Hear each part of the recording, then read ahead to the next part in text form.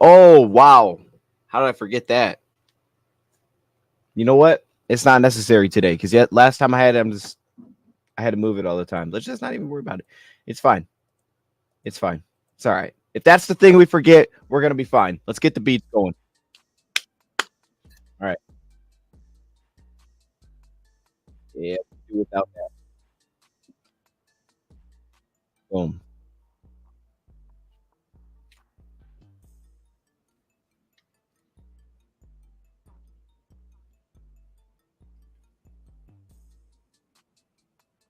Okay. Okay. Okay. That's copyright.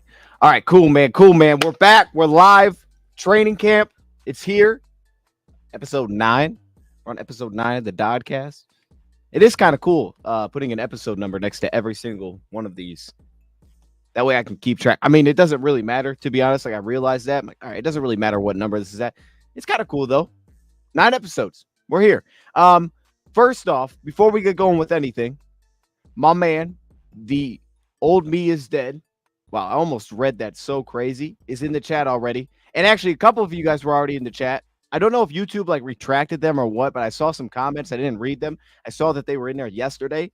So we're live today. I wanted to address this specifically on terms of the time thing because training camp starting today. I'm sure we'll get some sort of notes today. It sounds like it's going to be an hour and a half practice. There's going to be no pads. So I don't know how many notes we'll actually get, but I would assume that the media gets to see some of it. That's kind of my guess on this. So this is like the acclimation period.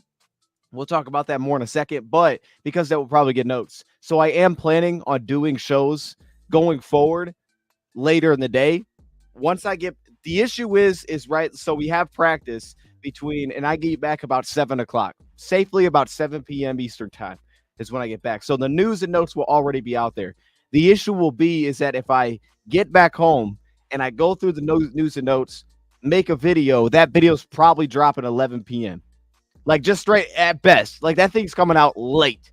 So I think the best method would be we just go live and I try to quickly sort through some of the notes. We go live and we just discuss it. It'll be different if I'm there, but especially this week, I do plan on going later in the day for that reason. Because if we, I guess unless we just go in the morning, I mean, now I'm thinking this out. I mean, if we did just go in the morning, we could get the notes from the day before.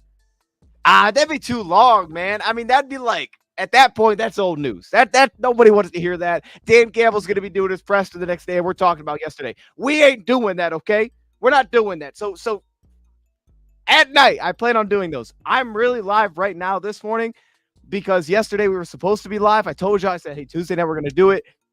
I got back later than I thought I would, speaking of 7 p.m., and I was like, okay, I'm going to push it to tomorrow morning because I want to have a good show. I still want to do the show. I'm going to push it to tomorrow morning. And even though we may get notes in a few hours here, it's fine. We'll knock it out. I don't think we'll maybe go as long as the normal morning shows, but it's whatever. We're still going to do it. And if I come back tonight, we may do another one today. If we got some notes and I get back home, we may just go live again tonight. And then we'll see how that goes. And we'll do live versus pre-recorded. And we'll see, I know pre-recorded usually does better, but live just might be more possible, if that makes sense. And then we can also get guests on too. So all that being said, man, appreciate y'all being here. Man, Kenneth is in the building. What man? Detroit Lions. Okay, I see. What's up, Kenneth? Okay, hey, Kenneth is always in the comment section. Kenneth, you always in the comment section, man. I appreciate you. High dose. Should I know? Okay, see, this is the problem, right? You typed his name in. You were able to read his name, type his name in. I don't know how to pronounce his name, but we're gonna talk about him. I got tons of clips. The only thing I will say with this, Ken, is when I kind of went together and when I went through and watched this player, it was yesterday. So some of it I'm really going to have to kind of lean on my notes and what I actually wrote down. Hopefully I can read some of that because on memory, I don't really remember a ton of what I actually watched and what I took away from it. It'll come to me as we go through it, but he is an interior offensive lineman that the Lions signed. And today they announced they were waiving Matt, and the name I can't say, Matt Farniak. It's not Noik. Farniak. I don't know how to say his name. They waived the interior offensive lineman that they had picked up last season at the end of the year. So it seems like just a direct replacement there. But we'll talk about him as well. We definitely have the news. Thomas, good morning. Hey, what's up, Thomas? How you doing? So yeah, with all that, let's get into it. The first thing, though, kind of like we did with our what was it, Monday show. We started off with some of the news that we have. Let's go over here to X. Lions posted this. I have not watched it. Seems like it's copyright, so I'm not going to play the music of this one. I'm going to let it, though, roll in a second. Kind of just roll in the background here for a second, because we did get news today. We heard Dan Campbell speak at the presser. And I thought it was going to be a lot more, so I initially pushed the show back like 30 minutes because I was like, ooh, this is going to be a lot. Let me make sure that, I give myself some time to go through this. It really wasn't that long. There wasn't that much to his introductory presser, or not his introductory presser, but the first press conference for training camp. So I didn't need to do that. We're going to talk and start with that news first, so I kind of want to see what this clip is about. It looks like it's just people arriving to training camp. What up, Tyrone? How you doing, man? What up? All right, let's start here. So yesterday or Monday, we had the list of players, mainly that were going on the active pup list. And then you had the one NFI list player, Giovanni Manu, the rookie. Giovanni Manu, I didn't hear Dan Campbell reference him at all. So I don't think we have any update on that player. Unless I missed it, I really don't think he talked about him whatsoever. So I guess we'll just have to keep an eye on what's actually going on there. We know that means non-football injury related, but that could be illness too. I don't think it was. I think it was probably injury. He didn't say anything about it, so to just assume that's usually what it's assumed to be. So I don't know exactly what he's going through there. But we do have this news today, and this is kind of a new list of players. So I wanted to start with this. And boom. Based on what he said about Monday, he didn't really address the players. Well, he addressed the players that were listed. He didn't really address the players today. So he addressed the players on Monday, which was DJ Reader, who he said he said he's on course. He basically said there's no setbacks there. He's like, right now, the injury has healed. It's basically getting his strength up and feeling good about him getting into contact. And now for the rest of this week, there will be no pads, according to Dan Campbell, right? There's 4 days to get acclimated. There's the day off, which is going to be Sunday. And then Monday, they'll be back with pads on. So no setbacks there with DJ Reader, sounds like. Marcus Davenport, he said Marcus Davenport and Brian Branch would both be at practice today, basically going through walkthroughs. Again, there's no pads on. Even though they're still officially on that list as of now, he said they're not.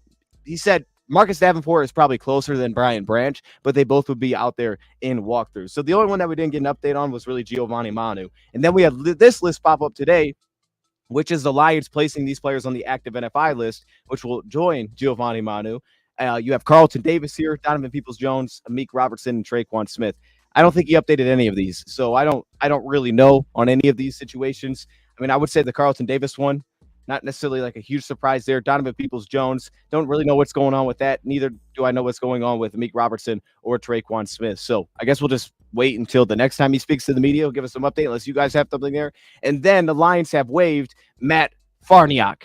I'm just going to say Farniok. I apologize, man. I know I've said your name wrong every single time. Every single time I pronounce your name, I've said it wrong. I apologize, man.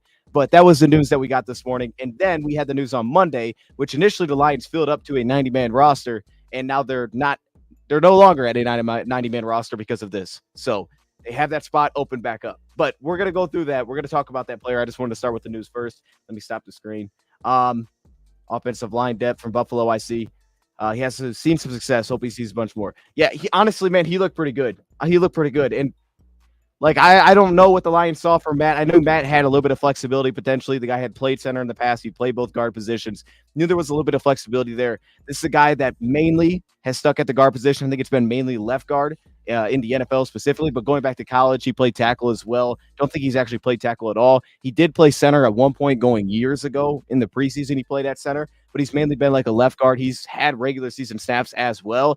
He looked pretty good when I had watched of him versus, what we have for interior offensive line depth. So, I mean, the competition, it is going to be crazy there because we have a lot of players in that spot. But if the Lions just simply like the player, it could be that simple. Yeah, the guard from Buffalo. We're about to talk about him because I have some clips saved and all those things. We're going to go through. KV Alto with the 5 gifted memberships. Oh, snap. Hey, hold up. Jack, can we get some birthday cakes? Let's get some birthday cakes for KV Alto. I didn't even know this, man. Hey, I appreciate you being here, man. Yo, that's fire. Hey, KV Alto's done that like 3 times plus. He did it for Thomas. Hey, he hooked Thomas up. Okay, KV Alto. Hey, KV Alto's that dude, man. Hey, we appreciate you. If you know you got a membership, man, let him know. Give him a thank you, man, because that's pretty freaking fire. We got some birthday cakes in the chat. DPG needs reps, not bench times. I so miss Reynolds, darn it. Okay, that's good. So I came up with a couple lists, and we're going to get into these, but I came up with 2 lists. The first one I think is much better. It's basically like the sleepers I don't know if sleepers is the right word for it, but players that we haven't talked about a ton going into training camp that I'm keeping my eye on. We have multiple receivers that we're going to talk about. And then we also have another list, which is like the hype players for training camp. That's what I labeled it as. These are the players that I think are going to be the most hyped at training camp this year, just in my opinion. That's not really as important of a list, I guess, because it's just players I think are going to be hyped. But we'll do both of those things. But we got to start off with the news first. Wish I wasn't at work so I could listen to this live. Meeting should be illegal. Hey, if we could ever pass that, hold up. Hey, maybe, presidential election, maybe that's one of the things that could be the separator. Like, yo, hey, okay. Anyway, let's dive into this. Let me get my clips rolling. This is, like I said, this is the first thing I want to start off with here is to talk about our new interior offensive lineman. The issue is that this is from yesterday, so this is not completely fresh in my mind. A lot of things have taken place since yesterday, so I'm probably going to figure this out as I go through it and kind of remember what I had wrote down about the player. But I have my notes. It's just, can I read them? That's the challenge. Can I read them? But we'll start here first because this is the most recent news. And we're going to be taking a look. I'm going to point them out. We're looking at the left guard here on the here against Chicago. We're looking at the left guard. This is 2023 preseason. I have not went through enough games to do a full breakdown, something like that, but enough to get a sense of what the player maybe brings to the table, maybe why the Lions are interested in the player a little bit specifically.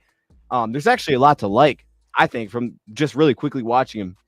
There's a lot to like. Good size, 6'5.5", 313 pounds. Like I said, he played offensive tackle in college. He played at Iowa. Testing scores. He's got really good length too for an interior offensive lineman, especially at guard, over 33-inch arms. Testing wise, 5'4", 740, 29.5-inch vertical. Kind of standard for what you see there. 7.6 3-cone drill. But let's start here.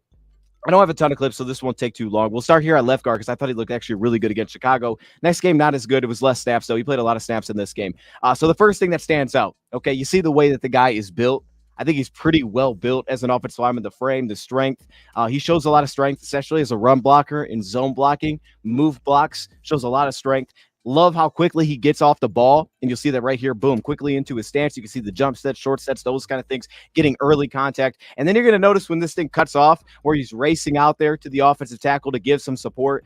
He's very quick with that, very quick to give support, very quick to pass things to the interior. So you do get that sense of a veteran player. What up, Dose? What up, y'all? What up, Michael? How you doing, Michael? Okay.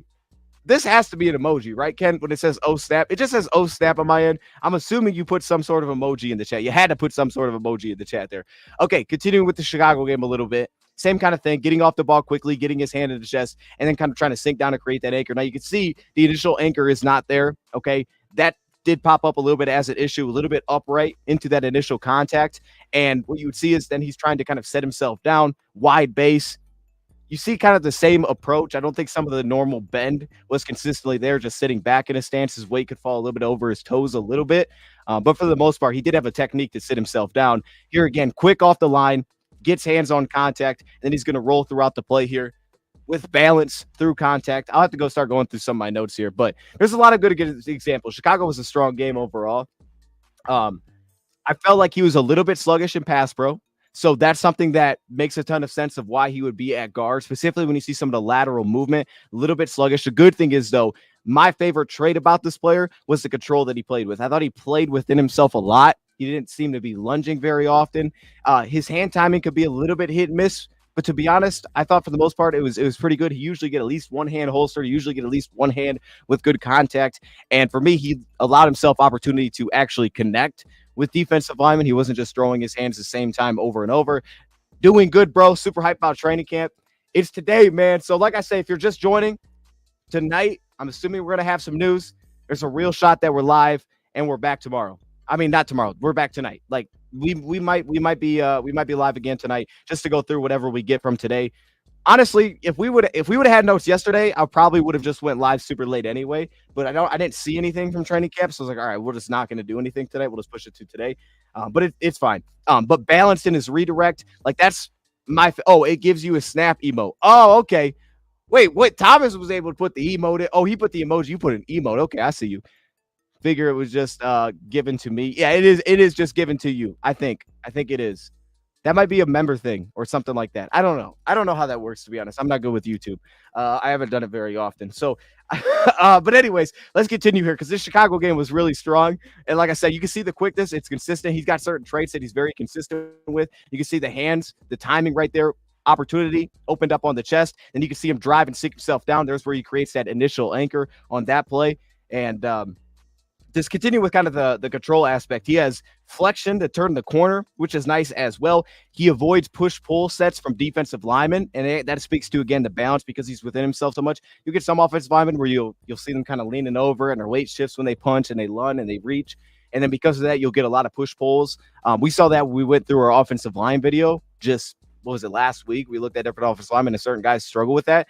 Didn't notice really a struggle with that. And again, some of that just comes from experience. He's had a ton of experience. And then here, so even some of the lateral redirect, this can get him into trouble, is just getting off the line a little bit too far, right? Where he kind of oversets and then he opens himself up and he gets himself exposed like this. This was something that would happen. But you could still see that even though laterally he's not extremely quick, you could still see how he stays within himself and he's able to redirect on the play and stay balanced, get in the chest, sink his anchor down, and then he's able to kind of just wall up the defensive lineman. So you got a lot of things like that. And again, I go back to those key traits because like you got to check these boxes, and he checks the control box at a really high level. If you go back to the draft, for me, that was Caden Wallace out of Penn State. I thought he was great in that category. It's why I was a big fan of him.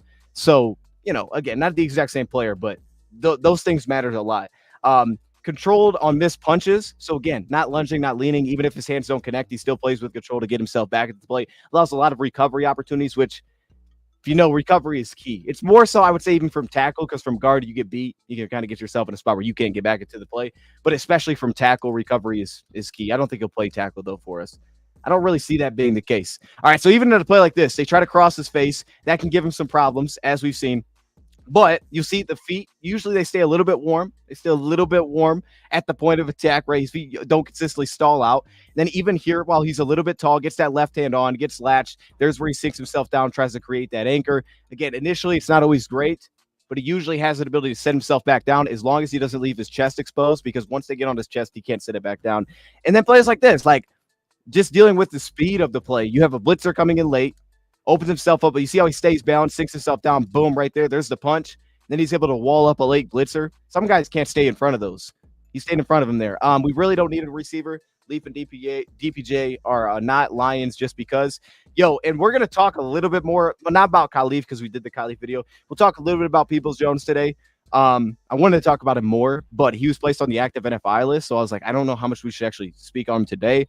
I'm excited about Donovan Peoples-Jones because he feels like he has a different quality than what we've had over the last few years. He almost feels like he's got some Quintez Cephas in him, if that makes sense. Like Quintez Cephas, some of the ways and some of the routes that he would win on, it feels like Donovan Peoples-Jones has a little bit of that in him, shades of that, which I don't think we've had since Quintez Cephas. Like that style, he could bring that style to the table. And clearly the Lions like him for bringing him back. Now, here's where I like our new offensive lineman a lot, as a zone blocker. And this is the thing, right? You'll get linemen that, they feel like they're really good at one thing and they have a real strength as a run blocker. And then it's like, well, where's the versatility there?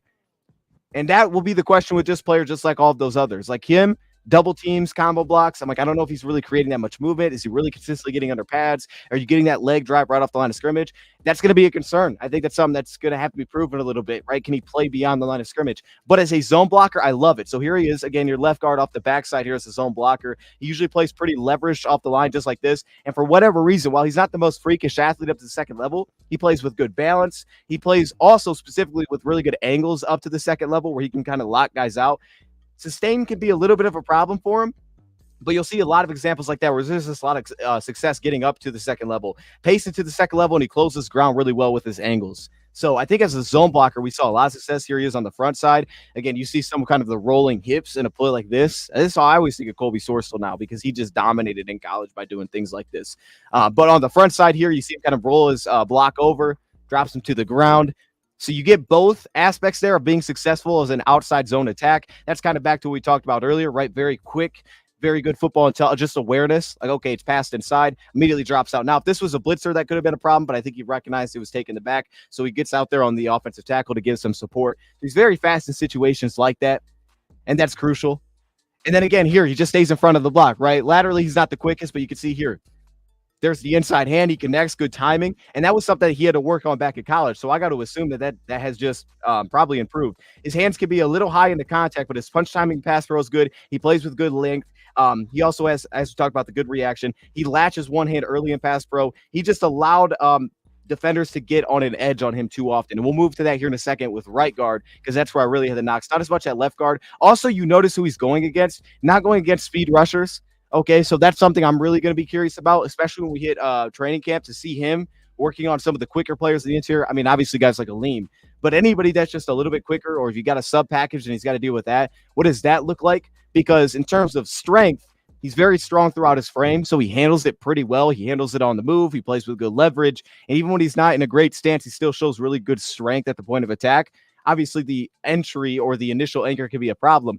But these bigger players that couldn't really overpower him, and he plays with so much control, he just kind of sticks in front of guys. You put those two things together, you're going to get a lot of consistency. And that's what I noticed here in the Chicago game, because he wasn't getting tested with like freakish pass rushers. Also, he played well at center. I didn't put center clips in here, but he actually played well at center when he did that. I don't think he'll be a center. I mean, he's 6'5.5". You could. Guys have done it, but I don't think he will. I mean, hey, Joe Tittman for the Jets, I think is 6'6". So you can do it. I don't think they'll do it though. But anybody that can prove they can play backup center, and it could be something. I mean, it's just something to keep an eye on, because if you remember, Matt had backup center kind of on his resume there. Maybe the Lions didn't feel great about that. I'm not saying this is why he's no longer here, but if that's the case, if they're like, yo, we want somebody else that can prove they can play there, maybe that has something to do with it. Maybe he can open himself up if he can prove that he can do that a little bit. Anyways, let's continue in this game. We just showed this clip. All right, we're going to stay at left guard here. We're just going to flip the angle. You can see the quickness off the ball, too. You can just see it, how quick he's into his stance. He was much quicker at the left guard position. Very quick into his stance there, and then there's where he's going to try to set that anchor. You see him just wall him up on the play. So again, not some of your quicker defensive linemen, a little bit of your bigger defensive linemen. You can see he's just not overpowered. He's able to set a strong, sturdy base at the point of attack. He's able to just sit himself down there. So a lot of consistency in this game with what he was good at. Now here you can see when they get in his chest, a little bit quicker. The 3 technique gets into his chest really quick off the ball. Hands are a little bit wide, a little bit high. Boom. Now he's exposed, and you can see when he's trying to sit himself back down, he doesn't have success doing it. Tries to get his hand inside. Doesn't have success doing it. Gets pushed back to the pocket. Pocket starts to collapse. So those are going to be the matchups to watch for. But then again, it's his own blocker. Like, look at the redirect, man. He gets up here on the linebacker, and then he just redirects with him. He stays in front of him. Like, I see stuff like that. I'm like, yo, it's pretty awesome, because he doesn't look like a great athlete when he gets out there. What's up, Dan? Let me see. DPJ's homegrown. That was such a fire tray. I don't know if the reaction's out there. It might be on my channel. I may have posted it over here. I don't know. But I know we were live on Bleacher Report. I don't know if it's still up there. But we were live for the trade deadline, and usually nothing ever happens. So the fact that something actually happened was pretty amazing. And then to see it be Peoples-Jones, you're like, oh, I know that guy. I know that guy. It's like, we didn't just trade for somebody that now I got to go figure out who he is. So yeah, the reaction to adding Peoples-Jones was pretty awesome. The reaction to adding Peoples-Jones was awesome, man. I'm glad he's here. I don't know. That quit the Cephas thing, I feel like that hit a little bit. At least someone keep an eye on. Broski Bear, he sucks. I don't. Hey, oh, okay. That's Broski Bear though. I mean, obviously, of course, man, of course. Hey, keep an eye on your offensive line, okay?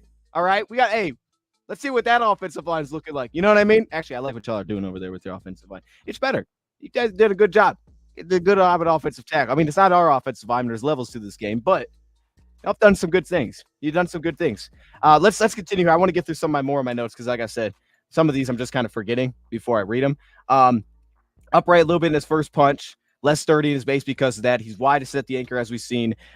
He has force when he is squared on contact. You'll see it through his hips. So we saw him kind of roll his hips over, drop a guy. You'll see that as a run blocker as well, and kind of the hips. He's got the well-built frame. He just allows guys into his chest early, and creating early leg drive I feel like could be a problem. And then dropping down to create combo blocks could be a little bit of an issue as well. And we'll see. I think we'll show more clips of that here in a second. But as I touched on, man, hot feet on engagement and pass protection. His feet are just a little bit sluggish in reactiveness. He also doesn't play light on his toes either. He's more of a control, feet close to the ground kind of guy, where he's not going to get tipped off balance very often. That's why he doesn't lose push-pull opportunities. But he's also not incredibly light on his feet when you watch him either. He doesn't look like a He doesn't look like a dancing bear from what I have seen of the player. I don't know. Maybe the Lions would have a different description of that. And here against Pittsburgh, guys, a little bit more burst, maybe on the edge, gave him some more problems. Also, he's flipping sides, which isn't easy. You can see hand holstered off the line quickly. You can see him, he attacks his edge. He's going to try to take advantage of that opportunity right here. Opens his hips with it. He stays in front. He's just really strong at that point of attack. You can see how he doesn't get moved at that punch point. And then here, this is where I talk about he oversets a little bit. So here off the line of scrimmage, kind of oversets. Now he starts to open himself up. Then you don't get some of that light on his toes. Easy fluidity to just open back up. Now he's tripping over a guy's feet. He actually brought him down with him, which, he saved the play there. Then again, it's a zone blocker. Watch him get up to the second level, man. This is what he does. He plays with good control up to the second level. I was trying to remember, though, because this thing's about over. Let me see. Okay, I don't think I had any issues with that. I was trying to remember if I had any issues with just an average athlete. I don't think I have. He's got good body control to immediately drop his weight. I don't think I had any issues with his ability to. Was it sustain? I thought I had issues with his ability to sustain. I thought I did. I don't know, though. They may have been a different player. Anyways, we're about done with this, though. Maybe it'll pop up in here and remind me. We just showed this clip. Does this mean it's over for KO'd? I mean, it could be. I don't know. I liked KO'd, man. We went through that offensive line video, rewatching some KO'd. I was like, I like this dude. They're different players. That's for sure. Like, that's the interesting thing. They both win in different ways. KO'd has really good length as well, so he has some of the same attributes. KO'd loses in different ways, though. I don't think KO'd's a bad athlete. I think even sometimes he looks way lighter on his feet. KO'd, though, on the flip side, he will overextend. He will play. It feels like his weight will kind of shift a little bit. You get a little bit more feet on the ground here with this offensive lineman. Look at the leg drive. You see the hips right through the nose tackle right here. He squares it up, boom. Then he's able to just drive him out of the play. Wasn't anything crazy, but you can see the entry angle had him solid. So for me, like this, when I walked away from this one, and I didn't watch enough to do a full breakdown. When I watched away from watching, I think his name is pronounced Ike, I'm assuming. When I walked away from the 29-year-old at 6'5.5", 313, that primarily has played left guard, I thought, like, this looks like a good player. Like, this looks really solid. And now I felt that way with Matt last year when we signed him towards the end of the season. I like Matt too. I like the flexibility there. This player feels like he's got maybe a little bit more in terms of consistency than Matt did, especially if he just sits at a guard spot. But that's going back because I really don't remember how exactly I felt about Matt. I feel like this player just looked more consistent when I had watched him, but I don't know. I mean, that position's completely up for grabs. It just feels like it's a different guy for competition. And then it's like, can you do more than just play left guard? I mean, he's played right guard, hasn't always looked great. Can you play a little bit of center? Like, that'll be the other aspect. Can you play a little center? So, all right, we're going to move on. We hit our 27-minute mark. We're going to move on. We're going to move to some of these lists that I put together. I have more clips for training camp. But if you're just joining, man, pull it back. We talked through our new interior offensive lineman a little bit, like right there. We also have another battle I want to talk about. This is going to be completely unexpected, but we're going to do it anyway. And it's going to be fun because we haven't talked about these players at all. None. I haven't talked about these players at all. I think I may have mentioned their name, we were talking about depth charts. Don't think we've discussed them at all, watched any plays of these guys. So this is going to be exciting. Maybe you can guess who they are. We're going to get to that next, though. Ready for Antoine Green, wide receiver 3. We're going to talk a little bit more about Antoine Green. Unfortunately, Charles, I don't really have many clips for Antoine Green today because there just aren't many clips, but he is on one of these lists. So we're going to talk about some Antoine Green. We have another receiver with clips that we're going to talk about. Are you talking to me, Boom? Hey, how you doing, Boom? Shout out to Boom, man. Hey, Boom's talking to everybody, man. Shout out to Boom. Boom just entering the chat brings energy, man. I appreciate you being here. Yoda is solid, or as my buddy calls him, Yoda Ayahuasca. Is that how you spell ayahuasca? Hey, if you spelled that, hey, I give it to you. Watch Pride Detroit. They think Antoine Green's a real chance. And that's the thing, right? With Antoine Green, like, he's going to make it on one of these lists. The thing is with Green is it's, again, like, nothing I've seen that would make me feel that he would. You know what I mean? Like, there's nothing in, like, training camp, obviously, that I've seen so far that I'm like, yo, watch out for this guy. They may have been there at some of the spring practices, maybe. So maybe they gathered something from that.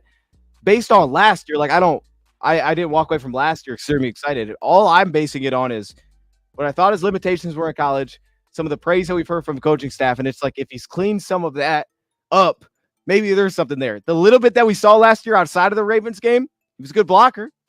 He was blocking his butt off, man. Hey, he was blocking dudes, and he has the body type. It's like, hey, we need that. We could really use a guy with your size, with your vertical speed. I just don't know where his game has went to this point. Is he more of a separator now? Because wasn't a big separator last year, really wasn't a separator on intermediate routes. That was a huge question about him coming out of college. We know that he has vertical speed, but you can't just live being a vertical threat here. I don't think you can. Now, I say that you can't just run by it. You can't just run go routes, right? You can't just run fades.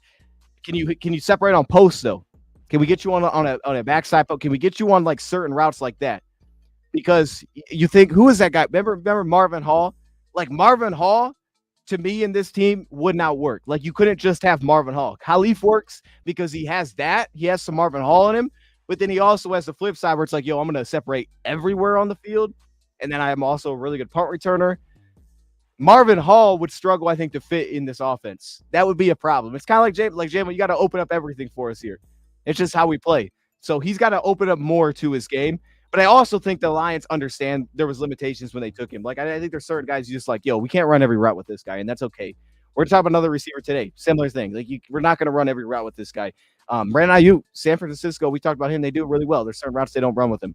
And there's some routes that they just only run with him. Well, they don't only run with him, but they utilize a ton, and it fits to his skill set really well. So the Lions just got to figure out what that is.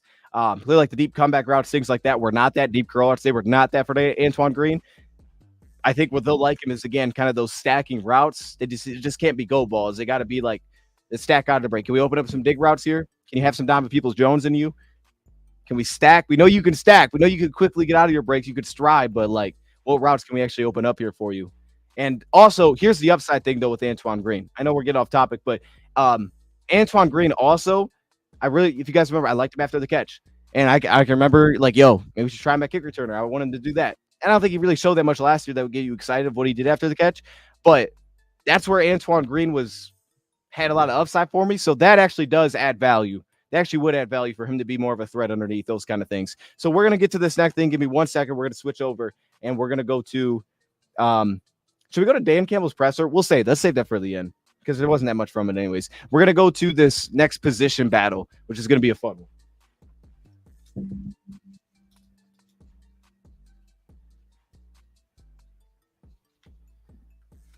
Okay. All right, let's do it. Khalif gets so much separation. I'm surprised we don't use him more. He's a small target, but he's always open, man. Oh, hey, this is the year. This is the year to use him because you know what you're going to get from Khalif. I mean, it's like you said, especially when he's taking the top off. And that's where Antoine Green would be helpful because when he takes top off, he's much easier to hit than Khalif Raymond is. I mean, and now I've seen that firsthand. Like, we say that, and now I see it firsthand. Where it's like, yo, smaller receivers, it's a challenge to hit those guys. As soon as the pass gets to the opposite side of the field, it's like, yo, it's a challenge, man. That is a small target gets really small, really fast the further away he gets. And it's like, I can understand how downfield it's like, how do I hit this guy? Like, I've seen it now in person, like 20 yards away. It's like, oh, okay, yeah, everything does get really difficult to put it on the money like that. Now, Khalif Raymond isn't tiny. He's like 5'9", but I'm just saying you can see the difference. There is a value to being 6'1", 6'2", like Antoine Green. Okay, so this next battle I'm pretty excited about. Let me get the this is it right here. Phil Yates said he still worries about the downfield speed of our secondary. Is that still a weakness? I mean, I would say, yeah, we don't have the fastest secondary, that's for sure. I can't really – I mean, if we're just going off 40 times, I would say that, yeah, that's a weakness. We're not fast in the secondary. Now, Emmanuel Mosley's fast. Emmanuel Mosley almost ran like a 4.4 flat, I think, when he came out for the draft. Who else do we have? Who else is pretty fast in the back? Just 40 time wise? Yeah, Arnold 4.5, Rakestraw 4.5. Carlton, I think, was somewhere around 4.5. I don't know exactly what his was, top of my head. I think he's somewhere around there. Brian Branch of 4.57. I'm trying to think. Brian Branch 4.57, yeah. So I don't know cornerback-wise how many guys are just straight fast. Khalil Dorsey's pretty fast. I think he's closer to a 4.4, but again, like, here's the issue with that. Right? You're getting to a spot where I'm talking about a tenth of a second. Now, that matters, but if, let's say Terran Auto ran a 4.42, and Rakestraw ran a 4.42. That matters. But if they did that, to me, that difference and that number, it's completely made up by the play speed. Like, that's not something I'm going to recognize during a game. It's like, he's that much slower. That's why we're getting cooked. Like, you know what I mean? His play speed will be the difference. It'll be, is he successful at the line if he has to jam him and slow him down? If he throws off the timing, won't even notice that speed. It'll be the other aspects of his game that'll add to that play speed there. And with guys like Rakestraw, who really has a great 10-yard burst, I almost feel like that's more valuable. Obviously, you're playing off-man coverage. You can kind of hide that up a little bit. Now, Cam Sutton was slower than what we had last season. I would say it's better than last year. Cam Sutton was slower. Jerry Jacobs wasn't extremely fast either. Both those guys were a little bit on the slower side. So in terms of burst, I would say we have better burst there, better quickness than we did last season. I would say that. Straight 40 time, I think probably even a little bit better too. What did Cam Sutton? Cam Sutton didn't run a good 40, I don't think. But yeah, I mean, it's just going to come down to play speed, and I like both of their play speed. So, I think if you want my take, like, I think the videos kind of sum up where I graded them in terms of play speed, because both of them had a play speed grade. So, yeah, I don't know. I mean, you know what would be a fun experiment on that, actually, just to go look and see, like, the top secondaries in the league. Like, what is their average 40 time? I'm sure every secondary is very similar, but, like, what is it? Because right now, I mean, obviously scheme then plays into it. What am I asking my guy to do? Am I giving him help consistently? Am I playing just cover once? Like, hey, you better be pretty fast, man. You may not have much help out there. Let me also, here, I want to do this because it's just popped in my head. So you have, I'm curious, because I think the Texans cornerback that went high was pretty fast out of Ellis. Slipped my mind here. And yeah, Sauce ran a 4.41. So, okay. So with that, Sauce is crazy, bro. Dude ran a 4.41. That guy's massive too. What? No, it's good. It's a good conversation because I've heard it too. You bring relevant topics where sometimes I miss relevant topics. So I actually appreciate you, bro. All right. Sometimes you getting us on topic. Okay. All right. Look, man, this next thing, because people are about to be like, what are we doing? Watch this. We went from something that people want to talk about to all of a sudden we're about to talk about the fullback battle. Hey, hold up. No, this isn't going to take that long, but I think this is fun. Okay, I think this is fun. And Malcolm Rodriguez, we know, played some fullback last year for us. He could be our full-time fullback. He could be. Now, he played in a playoff game of linebacker. Maybe the line saw that and like, going back on defense. He could do both. But think about it like this. See about it like this, Charles. I'm going to show you some different plays from both these guys because they're two different players. They're guys that we have not given attention to. But think about what they could add to the table, right? Think about what these guys could bring to the table. Like, oh, man, look how creative you can get with him because he can do this, okay? And, again, these are two guys that we have not talked about at all. We have Parker Hesse, and we have Sean McEwen. Was it McEwen? I think that was how it was pronounced, the former Michigan tight end. Jason Cabinda's gone. Yeah, Jason Cabinda's dying. I don't know if he got cut. I think his contract just expired. Actually, I think he did get cut at one point and then brought back, so his contract flipped, and now he's no longer here. But yeah, he's no longer under contract. And it could be Rodrigo. I just didn't put Rodrigo because of the fact that we've already seen it. So I just like, okay, if he's the guy again, I'm cool with that. Run it back, Bo. Hey, run it back. But these two guys I haven't talked about at all, so I want to give this some attention. So you're going to see a size difference immediately. So first off, we have Parker Hesse, number 46 here from Atlanta. He was signed. Now, both these guys are listed at tight end. There's no chance that neither of these guys are actually trying out for fullback. We did see Sean McEwen actually play fullback with the Dallas Cowboys. So it actually makes sense that he would be competing for that kind of role because Lions don't actually have one. If they want a guy that can, they probably would want a guy that could do both because they're probably like, hey, we want a guy, not like running back, but that can play tight end and fullback. Because if you think about what they ask of Cabinda, like sometimes he's lead blocking as a fullback. There's also a lot of times where he splits out wide and he runs a curl route or he goes vertical. And it's like, well, if we have to throw it to him, remember Malcolm Rodriguez made that one grab. Or he'll kick inline. It's like now he's got to block inline. And that's what a tight end typically does. So there's some overlap there, I think, in terms of what they ask. And you'll see here with Parker Hesse, a little bit on the bigger side. Let me actually get his right size here. Parker Hesse, 6'3", 260. He's 29 years old. A little bit on the bigger side, a little bit thicker as a build. The weird thing is he was the guy that actually played in line, more of your typical tight end. And you see it right here. He does a nice job. Spot routes, curl routes, hook routes. Like that's where he's going to live. Hitches maybe, even though he won't really separate. Just finding the little hole in the zone. Maybe like a little chip flat. Something like that. Because if you get him a 4-yard pass, he's probably only picking up 4 yards. like maybe an extra one. I don't think he's doing much after the catch from what I've seen so far. Maybe I need to watch more. Maybe he cooks after the catch and I just haven't seen it. Have not seen that, okay? But he does do this well where the zone clears out and you can kind of delay him. He squares up to the quarterback. He seemed to have pretty reliable hands. Boom. His transition is very slow into any kind of run after catch. Didn't really see much there when the ball would get in his hands. There's not a lot of burst out of his breaks either, so you wonder if there's even that much upside to become much of a separator. I don't think that there maybe is, but athletically, even though he doesn't play with a ton of burst out of his breaks, he's actually a pretty good athlete. He's got some footwork agility that does show off a little bit, which does open up maybe some flexibility. And I guess what you asked the dude, just not as a huge separator. He's got controlled footwork.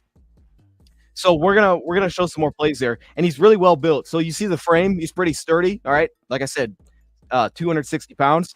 He's sturdy, man. And when he gets clean contact, bro, he had some reps where he was just taking dudes out of the play, like defensive ends. If there's a guy that's built to be able to actually handle a defensive end, this is the player that can do that. He can absolutely do that. And you see it right here. You see that that strength at the point of attack. Now, maybe some of the lateral quickness may lack a little bit there, but you'll see it here on the backside. Gets off the ball. I mean, look at this. Are you kidding me? He's moving. He's driving him. The hips get into it. Bam. He's walking dude up the field. I mean, that's a defensive end, dog. Is this Miles Murphy, actually, now that I'm looking at this? Like, yo, I saw that play. I'm like, oh, gosh, we got to talk about these dudes. We got to at least show some we got to at least show some clips, man. He was a stout zone run blocker, which, hey, we just showed off Simon doing all zone blocking, right? Maybe he becomes a fullback that leads the way. Maybe he's on the backside like that. Maybe he's on the front side. He showed that he could be a stout zone blocker. You see it again here. Square into that contact. Boom. He gets a little bit help from his guy there. Legs start to drive, kind of locks it out. Hey, I'm like, bro, this guy, we got to give him some attention. Now, here he is in the slot at your number 3 receiver. Okay, maybe not a ton of what you're going to ask him to do route-wise, but look at the footwork. Look at the footwork, man. He's got a strong core. He can sustain blocks, which is probably his biggest aspect as a run blocker. This was the guy. Sustain as a run blocker. That's what it was. He's a little bit. Wait. Is that what? Yeah, that was him. Okay, I'm glad I found that because I thought that was with the last player, but I'm glad I found that. But there's that controlled footwork. You see it there. He's got a little bit of agility, a little bit getting out of that break a little bit. Just not extremely bursty. Here he is into the flat. Look at this pass catch. Boom. Now the transition, very slow, very slow. Made the grab, though. Reliable. Went out and got it. Away from his body. Natural.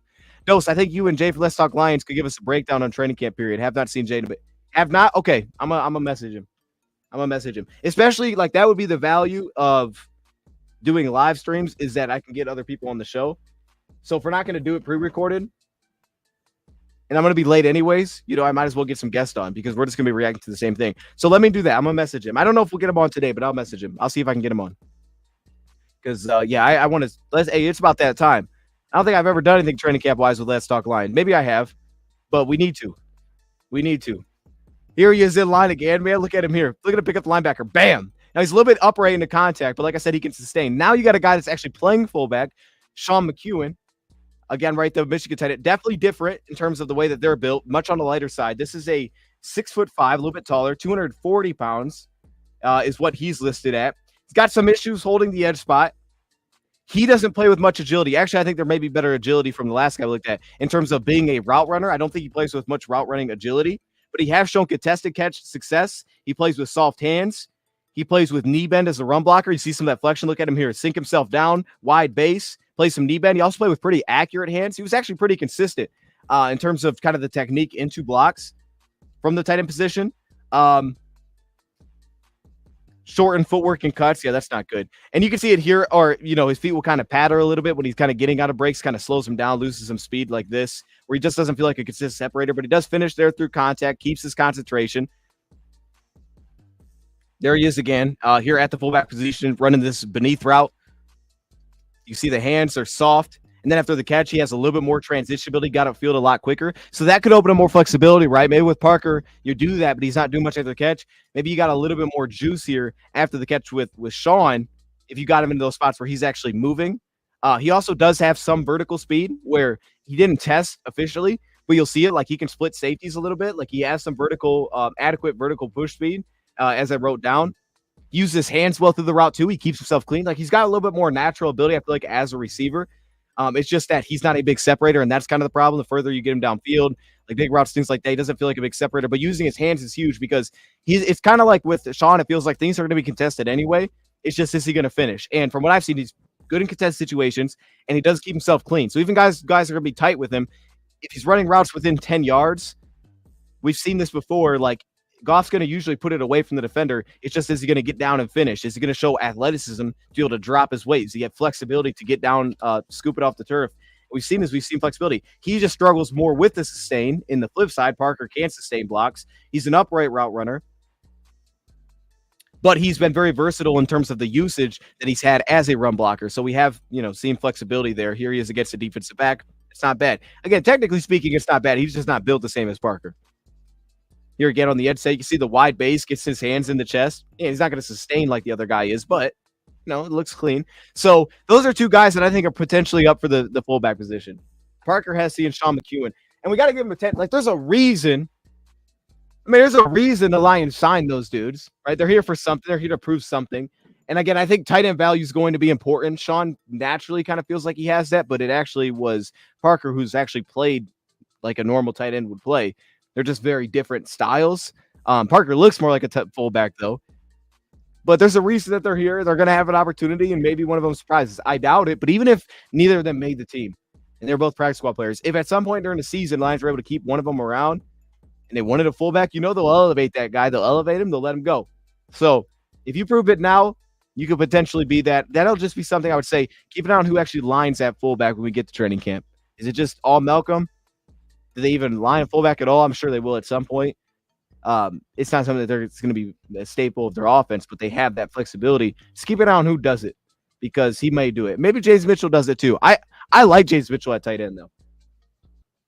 The only reason I would do that with James Mitchell is because he couldn't get above Shane Zylstra. And Shane Zylstra, I could see that. We didn't see him last year. Shane Zylstra was really nice going into the year. It was good the year before. But I like James Mitchell at tight end, so I don't want to move him necessarily. But maybe that's something the Lions, feel like would be necessary. He's also a good ball carrier. So if that's something too, maybe they felt better about James with the ball in his hands. It's something that he did well in college. I think he was a former running back or quarterback, right? Virginia Tech. So no. Weird battle there. Something to keep an eye on, though. I think it's fun. If he could beat Kyle Juszczyk, I'm fine. Hey, where did Kyle Juszczyk come from? Was that guy drafted? I feel like Kyle Juszczyk was drafted, actually, now that I say that out loud. Let me check. Oh, I can't spell this guy's name. I don't know how to spell that. He had to be drafted, though. I feel like he was like 5th round. 4th round. Okay, yeah, he was. Okay. Lee McNeil could play fullback, too. He could. He could, like, goal line. You could give it to him. You could, yeah. He won't be like your normal full. I hope not. But, yeah, at that point, heck, I'd probably get Broderick the ball, to be real. But, yeah, because he played running back, too. I don't know. I don't want people, like, diving on Lee McNeil, though. That would be the scary thing. I don't want people, like, diving at his knees and stuff like that. But I hear you. If you need a yard, shoot, let him just take the snap, to be honest, bro. QB sneak that thing. Get the offensive lineman right in front of him. Yeah, hey, that's my guy. Well, I'm gonna message him, man. We'll see if we can make something happen. So now let's move on to the next thing. Appreciate you being here. Like the video, y'all. Yeah, I appreciate you, Rogue Blue. Okay, let's move on to the next thing. This is going to be. I got 2 different lists here. We got some clips, some no clips. Sounded really weird. Give the ball to Levi. Hey, Levi kind of looked like a running back, bro. Levi kind of do. Levi got some of that athlete in him, man. Levi could legit. If I put them all together right now, I think I like Levi having the football. But he's bulked up a little bit, so maybe I don't know. What up, my guy? What up? What happened to Mingo? Nothing happened to Mingo, I don't think, unless I missed something. He wasn't listed today on anything. Mingo's still here though. Jay's busy gaming. Oh, snap. Okay. All right. So this is a different list. Some of these, like I said, I have clips for. Some I don't. It's going to be kind of weird going back and forth, but we'll do it anyway, I think. Wait, actually, you know what I should do? Here, let me pull them up on a different tab. That way I can just flip them. First off, we have, out of William and Mary, Nate Lynn. These are guys that maybe haven't gotten a ton of attention, but I want to give them some. I look, I could put anybody on here to be honest. I could put Mitchell Aguda on here. I went through Isaac a little bit more, Ukwu out of Ole Miss, and he's definitely built more like your typical edge rusher. But this is the guy for me. Out of all these, well, this is your defensive end, right? He's played both. He's played as a 3-4 DN. He's played on the edge, played stand up, hand in dirt. This is the guy though. Out of all of them, even though I honestly don't think there's going to be maybe a UDFA that shocks us this year. I'll probably be so wrong on this. I don't want to count any of these guys out. From what I've seen so far, and in fairness, I haven't watched enough as like I do with normal draft prospects. I don't think that there's a UDFA that we brought in, or like when we brought in Mitchell, that's going to actually be able to make the team this year at that position. I don't really see that being the case. So it's almost like who can maybe stick around or maybe who can pop in training camp and give themselves a chance for consideration down the road. Something like that feels possible, but someone actually make the team doesn't really, from what I've seen. Now, that doesn't include Matthew Betts. Matthew Betts, CFL, that doesn't include him. He's a little bit different. But if there was a guy at this position, for me, Nate Lynn has been the most fun to watch. A lot of his wins in college don't look like they're going to translate to the NFL at all. And again, he doesn't have your typical build, ready to see the kicker battle. Oh, you stay tuned, Charles. We ain't done yet. But yeah, the kicker battle is going to be fire, especially this year. There's going to be a lot of hype into it. Speaking of hype, we're about to get to that Liz next. But he's a little bit difficult to see, but he's number 99. Let me see if I can point him out. Right here he is. Oh, I pointed to the wrong guy. Okay, I shouldn't be doing this. Here he is. Okay. Gosh, this play, I started it so poorly. Here he is, number 99 right here. He's built a little bit different. Again, his length isn't good. He's pretty stout, though, in the lower body. Athletically, he didn't test in that well, across the board. Let me actually get his size here. Okay, I didn't put his size down. Oh, no, it was on the other page. I'm sorry. Okay, but we're looking at 99, and you can see, like, he was the guy that had the wins. He's the guy that dominated against Virginia. This is the one guy that, like, he flashed. He was exciting to watch. Again, a lot of it wasn't really pretty, but he was very sudden. Like, you felt like a real change of pace when he would pass rush. Lacked a lot of flexion at the top of the pass rush, though. There wasn't much dip, wasn't much bend. Really worried about his ability to just finish on guys. But he was super sudden. He played with a nice change of pace. He had some variety.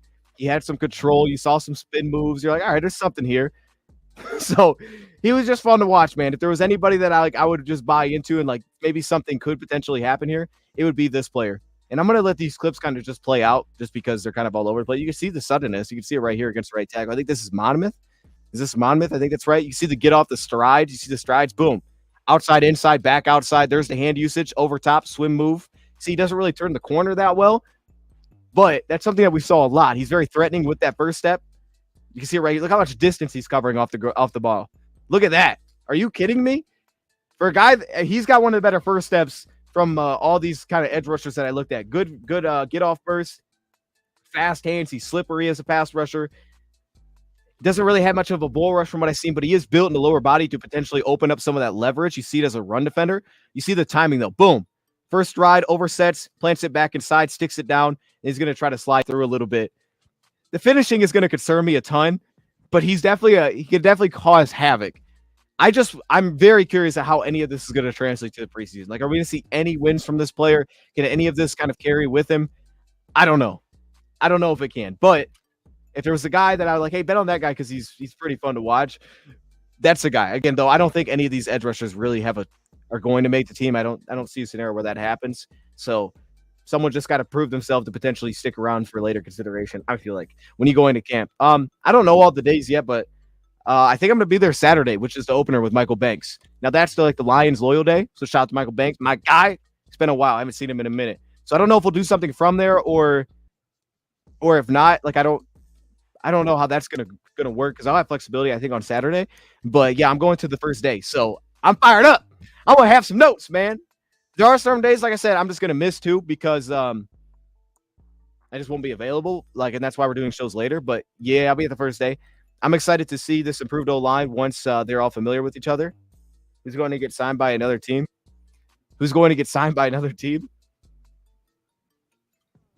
Probably one of these receivers. Man. At least do a practice squad. We got so many of them. Also, one of these offensive linemen. What up, Mike? Oh, I read that. Okay, ready to see the kicker battle. Huggy Panda ain't ready to see it. Honestly, hopefully that is the case, to be honest, Huggy Panda, because I'm going to save it because we're going to get to it. Our top 3 tight ends are already set. That's what it feels like to me. So gotta show some versatility, Michael. You know what I mean? Show some flexibility. That way you can stick around. All right. Now this next one, it's on here, but it's not. So initially, I was just gonna talk about Donovan Peoples-Jones. Then Traquan Smith was listed, so I'm like, all right, I'm just gonna put them both on here. Nah, James Mitchell ain't slow. Well, play speed wise, maybe I'm pretty sure James Mitchell ran a 4.57. I could be wrong though. That seems kind of crazy. James Mitchell got some juice, man. I'm telling you, gotta get James Mitchell going though. James Mitchell's got to build up speed. He ain't like dynamic. He's got to build up some speed. Once he gets rolling though, he's got some juice. He does have some juice. Then he just doesn't get there quickly. But these two guys, I wanted to start with Peoples-Jones and give him some love. But both these guys are on the active NFI list. I've talked about both of these. I've done video on both of these, so I won't spend much time here. Specifically, Traquan Smith is the interesting one because Traquan, again, body type, familiarity, routes he ran. I think there's a lot of things that fit into what we could absolutely use. So I would really keep an eye out for Traquan Smith, but because he's on that list already, I'll kind of revisit this at a later date. But he's someone to watch. And then Donovan Peoples-Jones, obviously.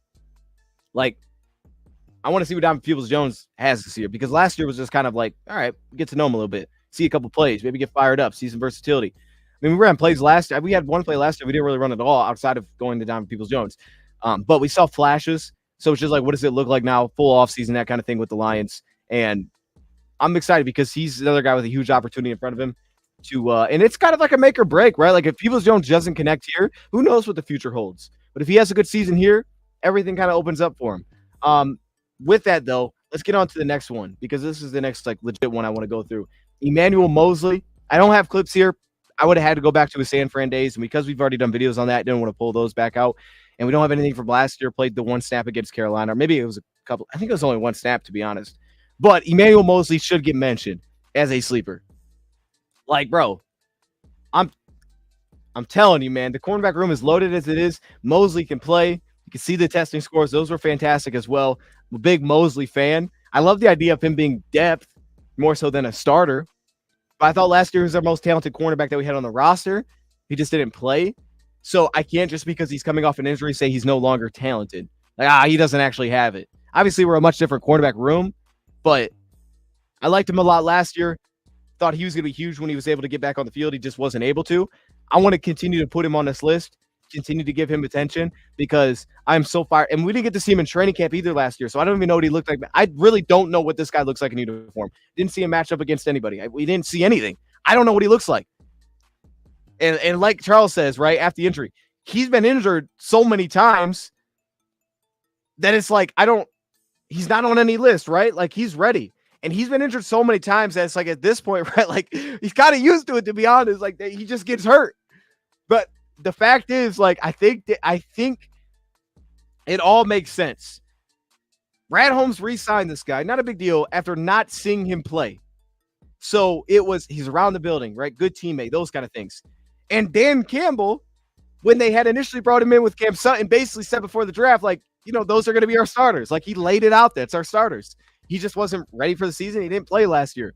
But I think that feeling that they had when they initially brought him in, I don't want to just let that get overlooked because I think there's a reason they felt that way. They know he's talented. And I think Brad Holmes secretly is super fired up the fact that he's going to have Mosley competing to make the team right now.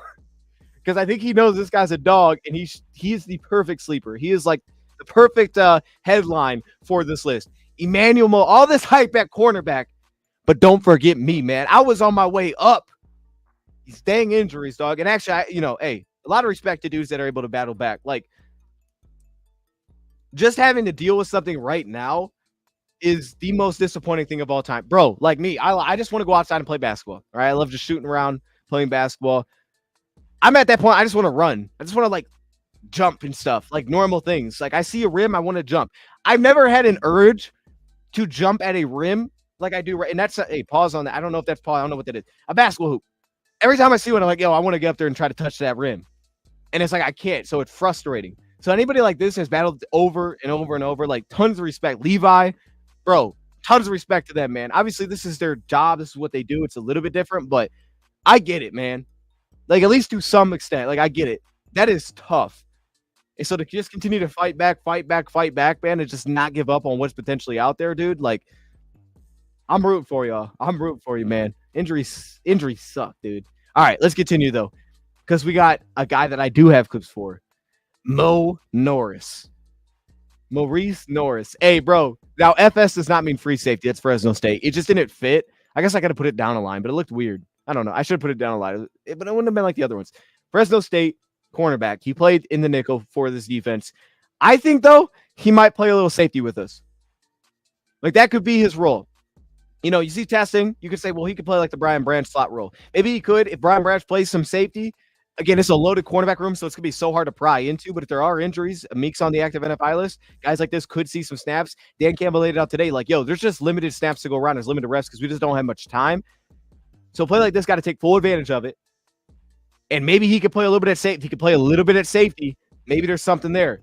But, bro, this is like maybe the most excited I am for any of these UDFA signings, maybe outside of Isaiah Williams. Definitely perfect for the sleeper list, though. This player was awesome in college. This player was so fun to watch in college. Let me actually get my clips. I'm pretty sure I have clips. Oh, did I not post them? Wait, hold up. I know I have clips on this dude. Hang with me for a second. You want to see Brandon Joseph? Well, we already did the video. We already had Brandon Joseph on one of these, so I didn't put him on the list again. But that safety position, just in general, it's gonna be all about depth. CJ Moore.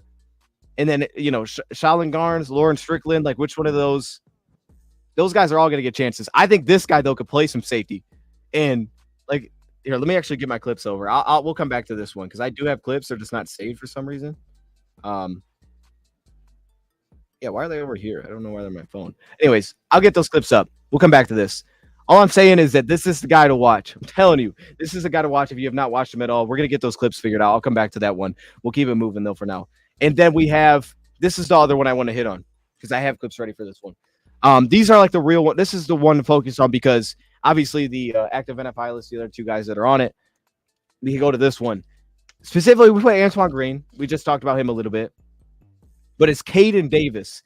In terms of guys that we just signed from other teams, Traquan Smith, Mitchell Agood, like whoever that may be, or Agood, I don't know how to say his name. I apologize. But this is the guy that's given me the most excitement as a fan. Obviously, there's an opportunity to be won, to be taken here. Small college, rookie minicamp tryout, and the guy ends up making the team for the Lions. Or now here he is at training camp. We'll see if he makes the team. He's just stuck around. I can't help but watch him and just be like, yo, the guy can play. And it's not like he played the slot mainly, but it's not like he's like 5'8". And you're just like, I don't know how much is actually there.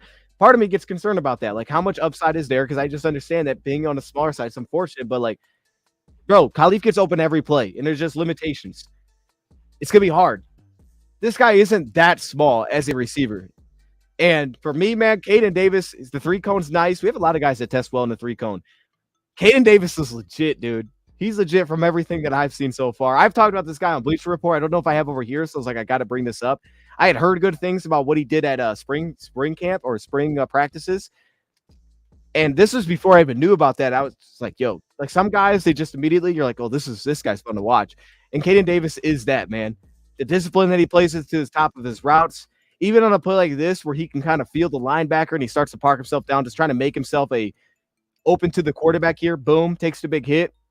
He's a big-time separator. He consistently separates. Watch this play right here versus the off coverage. What are we at? Yeah. Watch here against the cornerback. You see that discipline? Push, and then when he sticks and plants, he strides. Here's the thing, too, for a guy that's, again, he's not massive. He's like 5'11". What is he, 5'11", 180? He strides out of these breaks, bro. He is a real vertical threat, especially from the slot that you can utilize. And it's plays like this. Watch him block. Quarterback takes off. He's really good at getting himself open late. I don't think that's going to be like a make or break trait in the Lions offense, but he does do a really nice job of late in the play. He just finds a way to weave himself open. And you get a play like this, he's legitimately will block. It's not always great technically speaking, but he's a competitor like that. He steps down, gets a block, helps his guy get to the first down line. And when you just watch him as a route runner, bro, like how he sticks his routes like he does. Right here, he just plants, boom, he sticks it, gets a field on him. There's some of that physicality. Boom, plant sticks again. The discipline, it's so sharp. He executes those things. And the real vertical threat that he showed. My concern will be run after catch. How much is there? His hands, very soft hands. I wonder about him in contested situations. His length, his ability to get outside of his frame and actually find success. how much can we open up on the underneath type of routes, because it feels like his timing at times he takes way too long to get through routes. But he definitely has a lot of things that you like athletically. He definitely has a lot of separator upside, and he definitely can stretch the field just like this. There's some of that pace, the discipline's there, and then he's off to the races. Caden Davis is the guy to keep an eye on. Caden Davis is the dude to keep an eye on for me. That's the guy I'm watching for when it comes to all these receivers, outside of Isaiah Williams probably. But he hasn't gotten like any attention, and he needs to. He's been through it, man. He's battled to get here, bro. And he might, you know what, Caden Davis? He might be kind of like that. If there was a guy that I would, here's what I'm going to do. Who's going to be like the Tom? We still have Tom Kennedy, but a guy like Tom Kennedy that everybody's like, yo, that guy was awesome. I don't know. Maybe he should make the team. Last year it was that big body receiver that we had out of Oregon. I can't remember his name, but he would like cook in preseason games. I'm going to bet Caden Davis is that, especially with Hendon Hooker, bro. He gets out there with Hendon Hooker and he starts taking the top off. My bet is he's going to be that guy that throughout preseason and training camp, he's going to be like the dude that people get hyped about. Like maybe this guy should make the team. That would be my guess. Don't really have guys from other teams. All he does is catch touchdowns, those.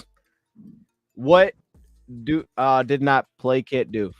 Donovan Peoples-Jones can't do. Get open. He can catch, but get open. Wait, are you talking about Donovan? Any word on Mosley's status? I haven't heard anything, which is a good thing. I assume Mosley's going to be practicing. That'd be my assumption. I haven't seen him on any list. I would assume Mosley's good to go. So I'm optimistic, man. I feel like Mosley's probably in a good spot. So we finally get to see him. First time. First time we're going to see him with the Lions. See what he does. Okay, so Caden Davis is the guy who finally dethrones Tom Kennedy.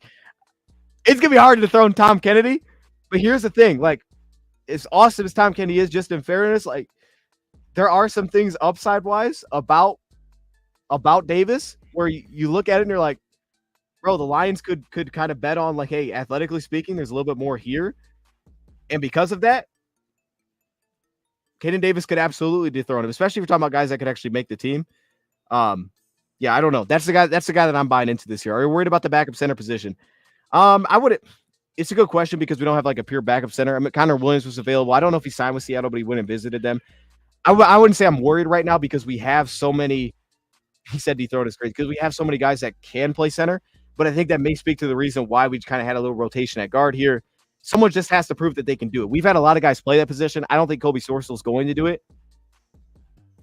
But it really is up in the air and who can actually do it. Like Michael Neese can play backup center. Obviously, he's listed as our backup center right now. Who's going to be able to show that they can do that, though? Because I think one of these guards is going to have to add kind of that flexibility there. We know the Lions are going to be training them to do that, but it's just who can bring that to the table. So I'm moving over these Norris clips because I want to show Norris before we move on to the next segment. I want to make sure I get Norris in here. Hendon Hooker is interesting to me. Oh, he's super interesting, man. I mean, everybody's going to be watching Hendon Hooker. It won't be the Lions just watching Hendon Hooker. Every team in the NFL is watching Hendon Hooker. Maybe not for right now, but if he's balling, teams are going to try to get their hands on Hendon Hooker. There's certain teams that could absolutely use that. You don't think Dallas is watching? I guarantee you Dallas is watching Hendon Hooker. I guarantee you, bro. Hey, man. Everybody's watching Hendon Hooker, and it's not just the Lions. But if Don Peoples could routes like Khalif, yeah. But the thing is, they're much different. And I will say the thing is, like, Khalif is tough. But Donovan Peoples-Jones, while he's not like the natural separator because he's not going to be, like there is a natural advantage to your small receiver. You're quick and you're very quick, twitchy. It's hard to keep up with those guys. So when you get both, it's like that's not supposed to happen. Peoples-Jones, though, does separate in certain ways better than Khalif Raymond. Like, obviously, size, frame, he uses it really well. If you watch Peoples-Jones, he leans in, I'm going to be physical with you. And he is. And because of that, like the routes that you don't run Khalif on, like we don't run Khalif on 12-yard dig route. We don't do that. Peoples-Jones will run those routes. Deep curl routes, you can run that with Khalif, but you need him to push somebody out and work back to the ball. You're not going to have him sit in the contested spot and catch that. So he plays a completely different style, and Peoples-Jones has value because we need both of those guys. We've seen in the past, we need both of them. And that's why, Khalif's statistics, they are limited in certain ways, and Peoples-Jones will be limited in certain ways as well.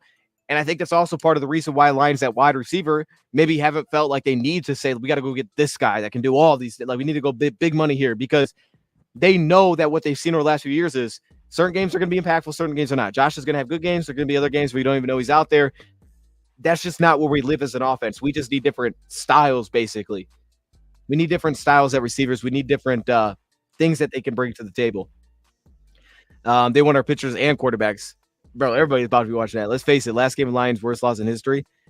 It may have been. I mean, it's certainly disappointing. But honestly, I still didn't walk away from that game as disappointed as I feel like I should have been. Because I was just so proud and happy of what they did, man. Like, I mean, just honest, bro. Like, as much as it was disappointing to see them lose, it was also, I was so excited that they got there, and it was so amazing to think of what they accomplished, man, and where they're trending. I was still hyped. Like, it hurt, but I don't think it hurt maybe as bad. Like, the next day, I was kind of off it, man. It was like, okay, it happened, bro. But it was such a heck of a season, man. I got so much optimism for where this is going. Okay, so before we get, Dose, I have a question. You need to answer. Was the last game that we lost? See, probably because the opportunity was the biggest opportunity we've ever had. I mean, we lost in the conference championship before, so right? Was it? Yeah, we lost the conference championship before, so it just wasn't close. So I mean, if you go back to the championship years, did we ever lose a championship? Maybe a game like that. People would say was. I would say yeah, because the opportunity. I mean, we were right there, and you had them in the first half.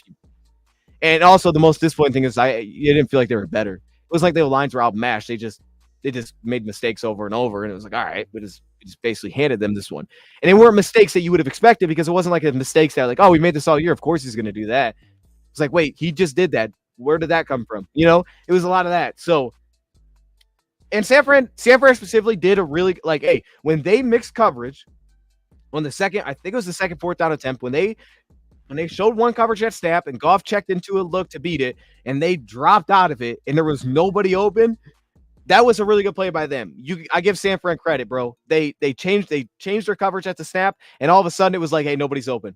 And it was just San Fran, bro, you got us there. That was good. But everything else, we basically just let that go. We basically let that go. I guess a lot of times that's how it happens, but yeah, that's tough. Okay, I want to go to this real quick, and then we're going to move off this. We'll go to my next little topic thing. But Maurice Norris, man, I'm telling you, learn the name, dog. Hey, learn the name of number 7.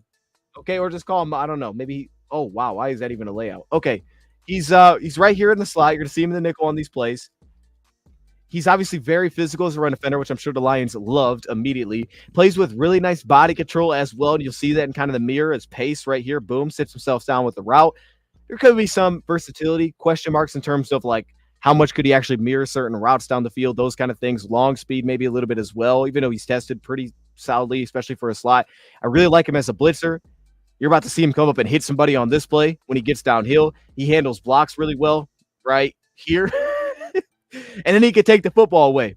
And you see, look at the body control, right? Opens himself up, stays balanced through that transition, low in his stance. He's got some bend going on, undercuts the routes, keeps contact, beautiful hands, takes it away. Maurice Norris is the guy to watch for. I'm telling you, that was short. That was just a sneak peek of what this guy's capable of. That's the guy I'm fired up to see because I think he's going to be making plays. I think he'll be making plays all training camp. Okay, next thing we got to get to, and then we'll go to, I wish Kendall Vildor made the catch. Like that, well, that was, okay, I guess I kind of put that all together. Vildor doesn't usually come up with interceptions, so maybe that is fair to say that he has done that. But it's almost the flip side of the fact that the guy actually caught it. Like, it's one thing that he didn't intercept it, even though I think they called a PI on us, which was like, what? How's a PI on us? I don't know. I mean, it still would have, was it a PI on us or something? I think it was a PI, so it wouldn't even matter. But if it wasn't, the fact that he just caught that ball is what made it so much worse. The fact that he still caught that. It's one thing to not pick it, bro. It's like, all right. But you just gave him a massive play. I mean, you think about it. You gave him that play, which set him up to score. You gave him a fumble, which set him up to score. They didn't have to work for these things. They were just put right there. All right, here's the other one I have.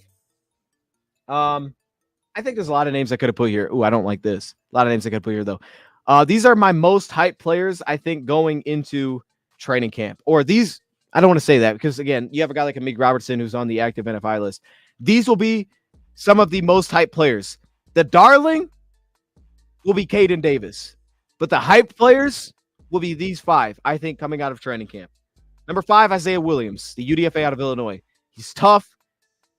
He's going to be physical. He's going to compete. You're going to see the one-on-ones. He's going to be nasty.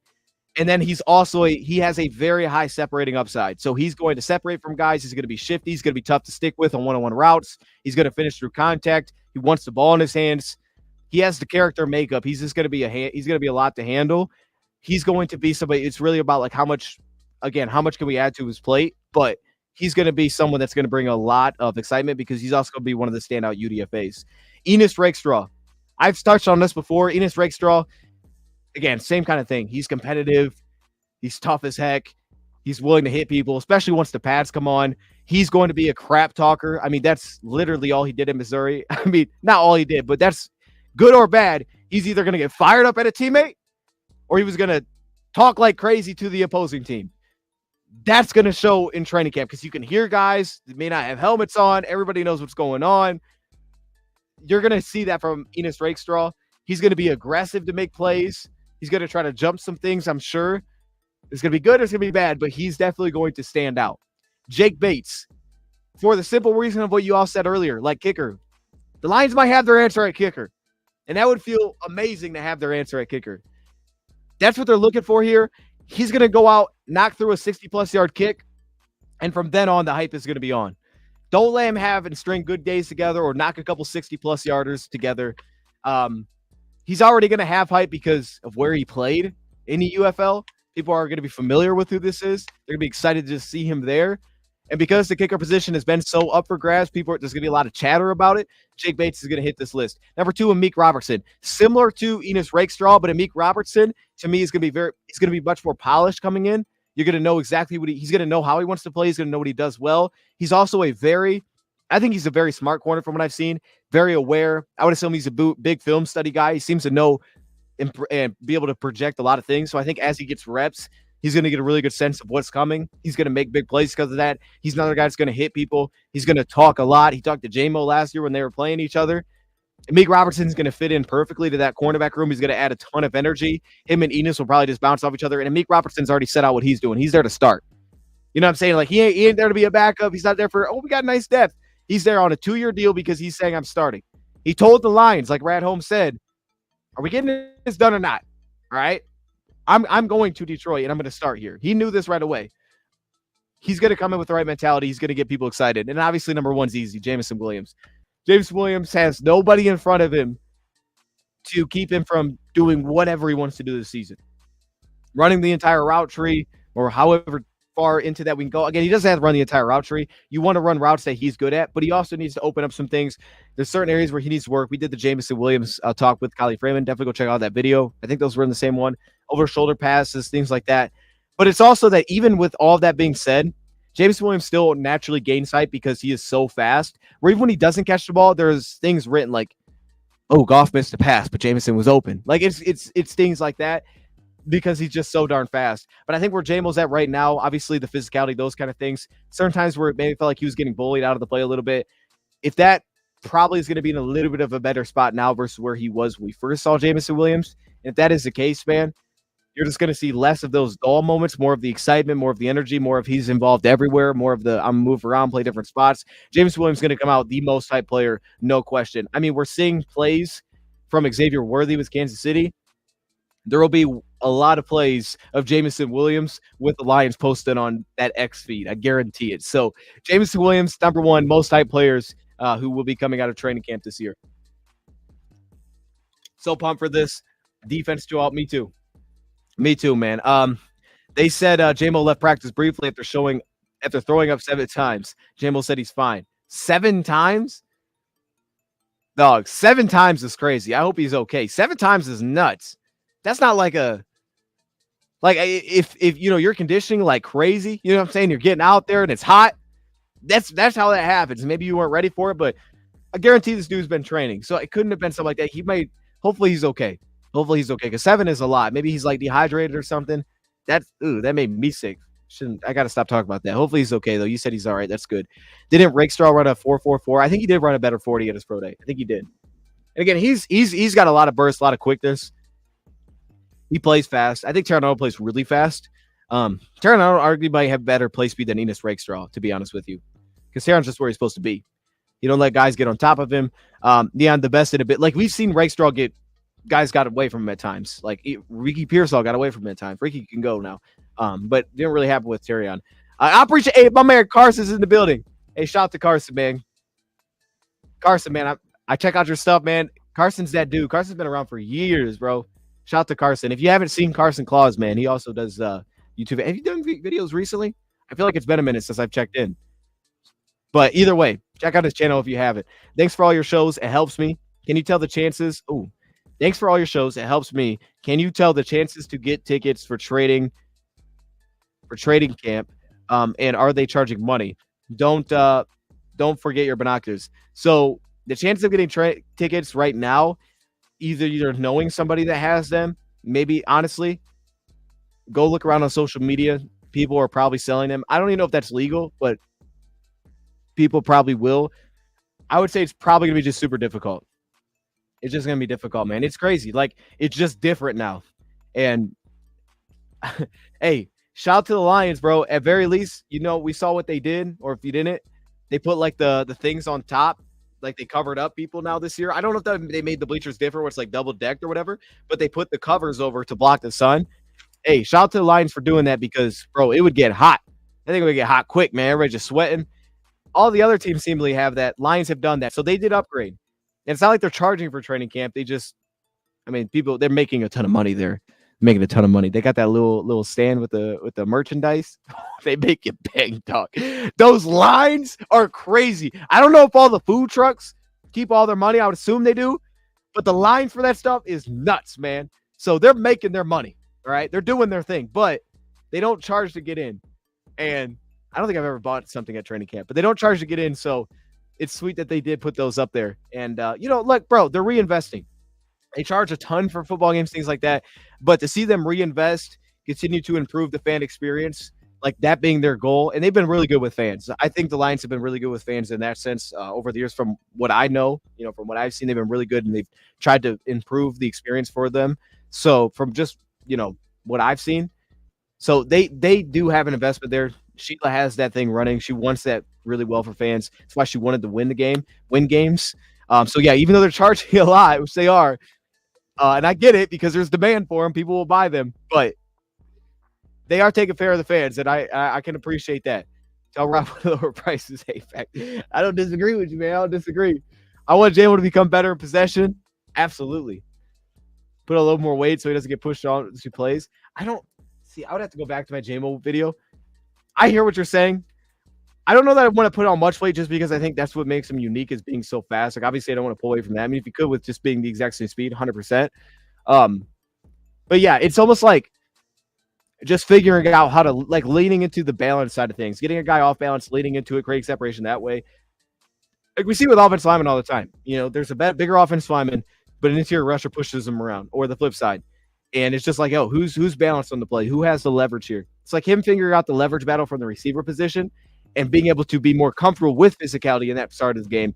I think it's probably that step, right? Who do you think is going to take Josh Reynolds' wide receiver role? Khalif, DPJ, Antoine Green. So we have that Khalif video. I'll put the link in the community so you guys can check this out. But for me, I would say, man, it's a hard question to answer, but I think Khalif Raymond has a more expanded role than we've seen at all, long as he's out there, that we've ever seen with Khalif. And I think Khalif Raymond is the reason that the Lions, I basically worded it as like, I think Khalif Raymond is the reason the Lions are comfortable with where they're at with that receiver, because he'll play everywhere. He's continued to get better. He's incredibly reliable. So I think his versatility gives the Lions a lot of calmness. Like, hey, we're good. But I think Donovan Peoples-Jones, style-wise, is the most maybe unique that we have. And I said this earlier, for anyone who wasn't in here, he kind of feels like he has Quintez Cephas flashes, and I don't think we've had a style of player like that since Quintez Cephas. He has so much uniqueness of what he can actually bring to the table. Antoine Green, to me, it's still, I don't really know what that's going to look like. I'm just not sure what to bank on there yet. I liked him coming out. I just don't know what to bet on yet in terms of like how they can actually expand his role to that level. But Peoples-Jones, his style in this offense, that would be the guy that I would bet on, because Donovan Peoples-Jones, the way that he wins, that's something that's going to appeal to Goff consistently. Like, you could have consistent wins there with Jared Goff because of the way that he separates, because of the where he separates on the field. He's not just separating 4 yards. He'll separate 15 yards. He'll separate 5 yards. It's where Quintez Cephas had big games with the Lions, if you remember. I think that he is most built to be a very consistent and big-time target for Goff, just because of the way that he does win. He's a guy that could be very comfortable with Goff very quickly, and be very reliable, and golf will just trust to put it that direction. He's the guy that I think has that opportunity to take on a massive role, just because, like, obviously J-Mo's going to do it, but Donovan Peoples-Jones, he's just built to win in what fits golf, and that's why there's been hype there. Like, I think it's probably Brad Holmes recognizing that, like, okay, who actually can win? Who's going to make golf the most comfortable? Everybody needs to have a specific role, but the guy that can and will is Donovan Peoples-Jones. He's the guy that fits in there. I mean, we brought in guys like Peoples-Jones, right? We brought in Denzel Mims. It didn't fit, but we've already seen Peoples-Jones do this. Do you have binoculars for training camp, Coach? I don't, but it's not a bad thing to invest in if you do go. It's probably not, because when they flip to the other side of the field, if you're on one side and with how packed it is, you can't see over there. Not a bad investment. Not a bad investment. I'm actually glad you said that, because that may be something I bring Saturday. Now that I'm thinking about that. TPJ can jump over Khalif. Okay. Yo, wait, why was that? Hey, shout out to Brett, bro. That was so random, though. I mean, he might be able to. That would be something, maybe. All right. Okay. So, hey, okay. With that, let's go through some of this Dan Campbell stuff, but you guys keep throwing stuff in the chat, man. We can keep talking through it. I just wanted to get to some of this Dan Campbell stuff, kind of pop some of this in here. Anybody just joining, obviously the news today came out. We have the guys that were all placed on the PUP list, active NFI list, did not seemingly update Giovanni Manu's status, but DJ Reader, he said DJ Reader is on track. Injury is healed. He's basically just building up strength. They want to feel comfortable with him being on the field, and they said both Brian Branch and Davenport would be there today, walk through. There is no patch until Monday, but he said Davenport's probably a little bit closer than Brian Branch with where they're at right now. So that's super awesome, because today, for that, shout out to my man Jordy. Chat. Hold up. See, I can't do this because there's a back to the chair, but y'all see it. Y'all see it, though, right? Y'all see it? Y'all see it? Come on now. You know what I'm saying? We got the Marcus Davenport, baby. Hey, shout out to Jordy. All right, hey, I don't know if Jordy's in here right now, but let me do this for Jordy real quick. This is for you, Jordy. I appreciate you. Let me do this.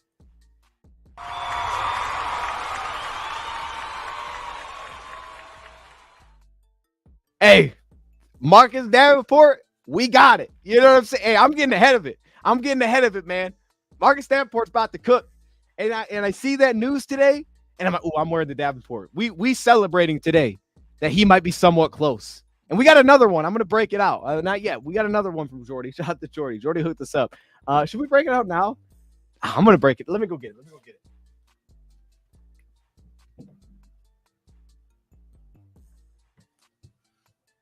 All right.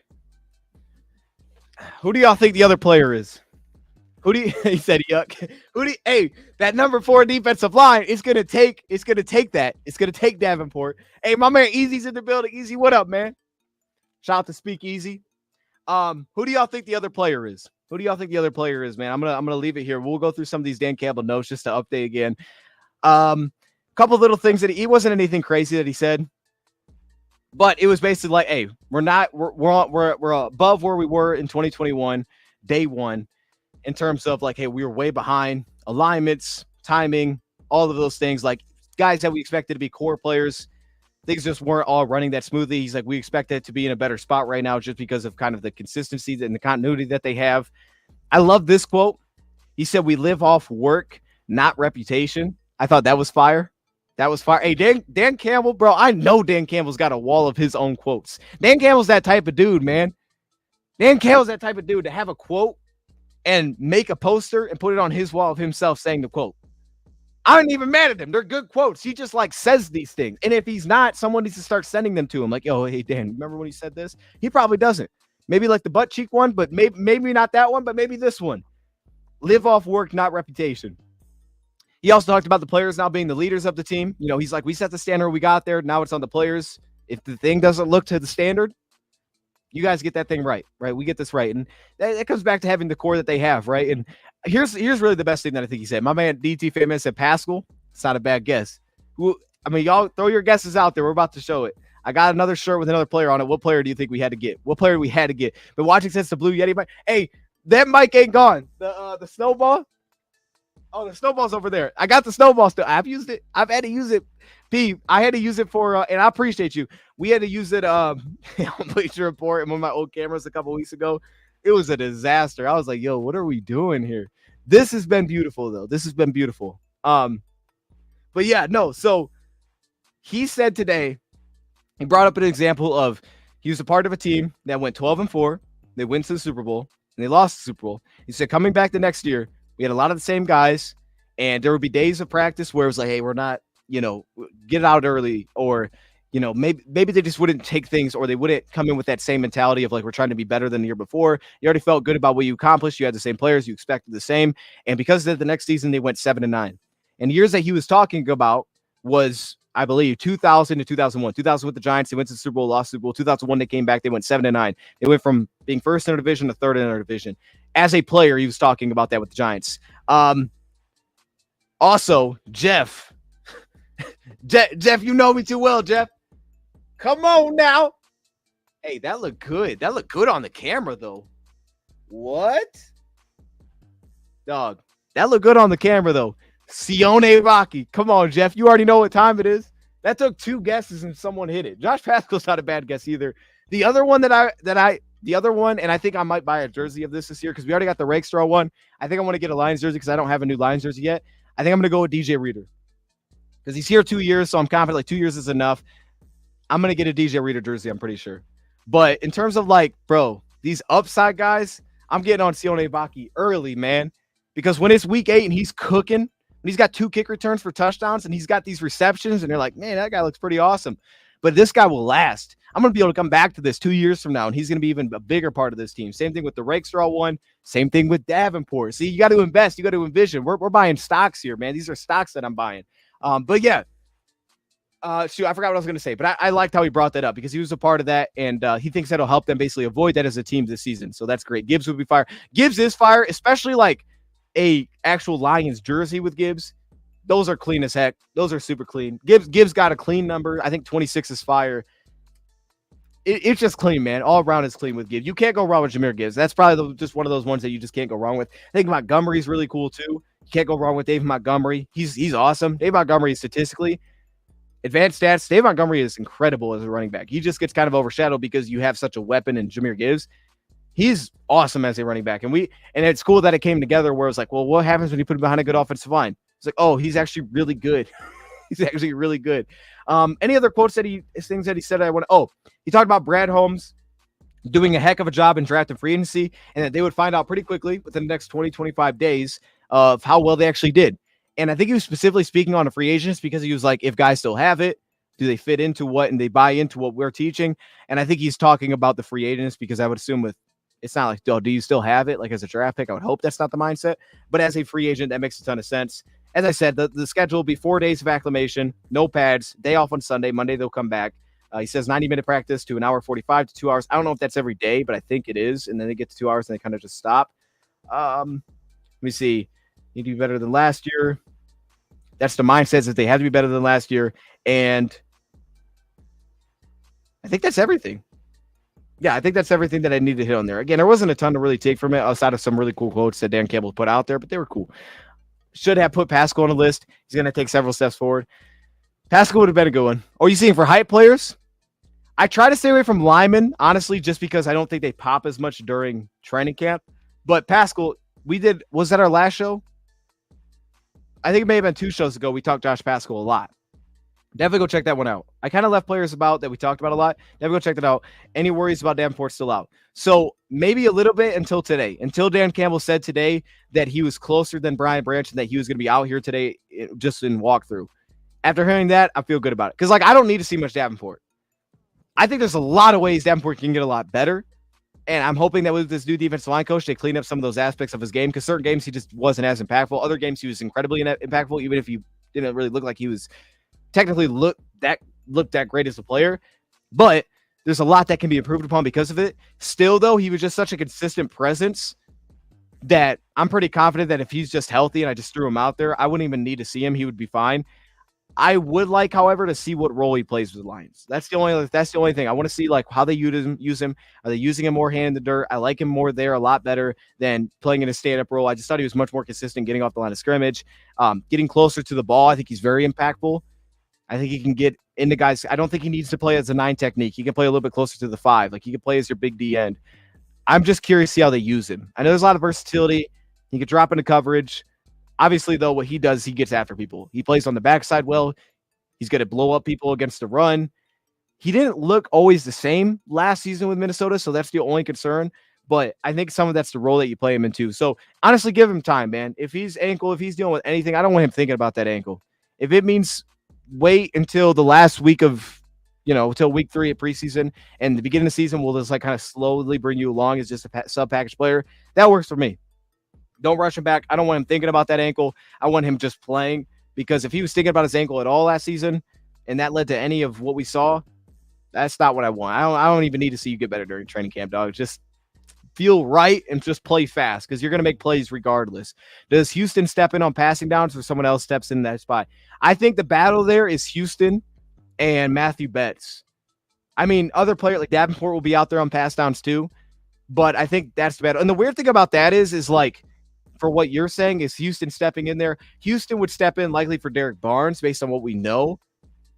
And the competition then is, can James Houston potentially take snaps from Derek Barnes on early downs? Can Matthew Betts take snaps from him on early downs? Because both those guys have proven they can drop into coverage. It's just for Houston, can he stop the run? And it's for Betts, can he show that kind of flexibility and movement skills?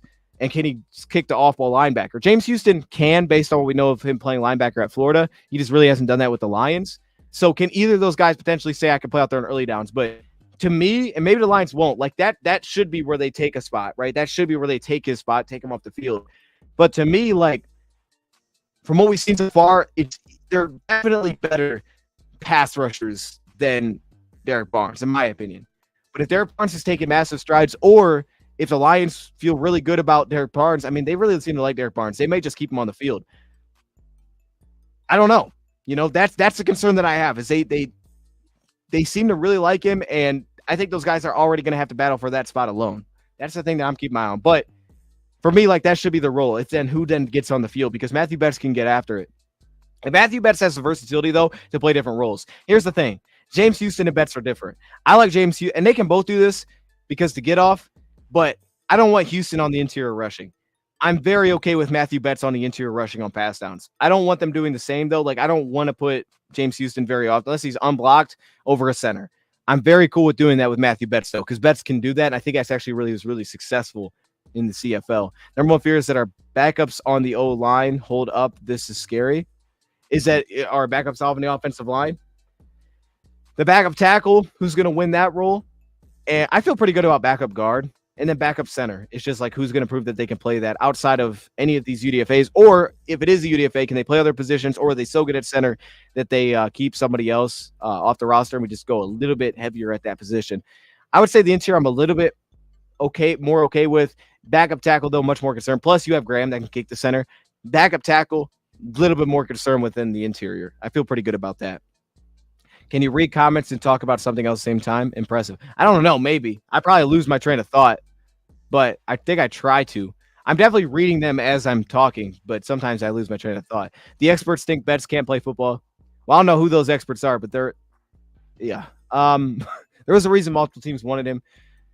Anyway, Dan Campbell should be considered the best coach in Lions history. I'm sure he will earn that. I don't see why not. I mean, unless, again, you had to go back a long time. I mean, what was it? So you go back that far. I don't even. In recent memory, yes, no question. We normally only keep 5 receivers. Do we keep 6 this year? We're going to do a 53-man prediction probably throughout training camp. Maybe we'll do something like that. I think there's a world in which we do, but I don't think we do. I think we keep 5. I don't think we keep 6. I think we keep 5. Maybe go heavier on the offensive line. Just makes more sense. I think J-Mo makes it. Khalif makes it. St. Brown makes it. Those are the locks. J-Mo, St. Brown, Khalif are the locks. I think Donovan Peoples-Jones makes it. And then I would just keep 5. I don't think I'd keep 6. I mean, you could, but I wouldn't. I think you want to keep the best, and you don't want to just keep an extra one just because it's like, well, I'm not really sure between this guy and this guy. I think the Lions would rather just cut ties with 1, keep 5, go back to the practice squad. So I think you keep 5 receivers. I would have guessed it would have been Terron Arnold, and we may have to go deeper at running back too. Terron Arnold. Terron will be a clean jersey. I thought about getting a Bama one because that'd be fire. But yeah, no, I went with the sleepers. You know what I mean? I went the sleepers that I think are going to take off. All the critics think they're experts. I mean, I look, man, and I guess an expert is like if you have put the time in to like have the knowledge to understand it, you can be considered an expert. I don't know what considered an expert. Way I have heard it is I think that makes you consider an expert, but have they put that time in? That's the question. I think back guard's big question. There's like 4 guys battling for it. It's I don't know. I feel pretty good about it because I like what KO did. I really like this new addition. I think this guy could make the team from what I've seen. I like KO. I like Source. Sourcel to me is that can he play tackle? But we already have Mahogany's not going anywhere, so I think he's going to make the team. And then it's like, where's Manu at? I don't know, but he's going to make the team. It's just, does he come in on the team because he's on the NFI list? He could potentially not count as a spot. I think that could be really a value for the Lions. It's like, hey, he just doesn't count for a spot to start the season. You don't want him out because of injury. He needs to practice, but I think it's something. Okay. Is there anything else that I need to hit on here? I don't think I had any more notes. No? Okay, we weren't going to do a division prediction today, but we may be live again tonight, like I said, to go through and predict or go through, react to whatever we heard from training camp today. That won't be at like 1 o'clock. I guess it could be potentially. If we get the news at 1, we might be back in a couple hours. We can do that. But otherwise, it'll be at night, and maybe we can get a guest on. That'll probably be how it is going forward, even though it's going to be a little later. Apologize, but that's just kind of where we're at with the schedule. I don't think we'll continue to do morning and night ones unless something happens and it's like, hey, we'll do a short one in the morning or night. Maybe something like that becomes a thing. Or maybe we'll just start doing them like 1 o'clock if we get the news by then, but I don't really believe we will. So I'm not betting on that. All right. I think we hit on everything. So I think we're going to leave it there. If you're just joining, man, feel free to run it back. We started off with a new addition to the team, and I will see y'all probably again at some point today. I just don't know when. We'll figure that out, and we'll just kind of roll with it. Whatever works, we'll just let it go. Bears fans are high on their new WB. They are out of control on their new WB. On their new quarterback, I think that's what you're talking. Caleb Williams. I mean, I get it. I'd be hyped too if I was a Bear fan, to be honest, because I was not a big Fields guy. So if you were if you were like, yo, if you're fired up because you got Caleb, respectfully, I understand it. I'd be hyped too, but I'm hoping he ain't that dude for the Bears. So I'm probably not as high on Caleb as they are. Here's what I am though. Quarterback, no. Okay, I'm confused, Matthew. Matthew, you confused me, man. I ain't gonna lie to you. You put a lot of no's in here. I don't know what you're talking about. Okay. Hey, wait, Matthew, are you a Bears fan, dog? You're not a Bears fan, right? Okay, I'm confused. I'm a little confused. Kenneth, I appreciate you. If you are, oh no, we have to do this. I forgot we have to do this. Okay, hold up. Can't leave yet. We're gonna react to last show's comment section. So if you are here right now, throw some comments in when the stream ends, because we're gonna react to the comments. If these start to get too long, we're just not gonna do this, or we'll just do a couple of them. Roundtables are coming back. I think in the preseason. I'll have to double check. We've talked, but I don't know if it's going to be the preseason because there's a lot of things happening that's changing over there. But I think they're coming back in I think in August, but safely the regular season. But I think they're coming back next month.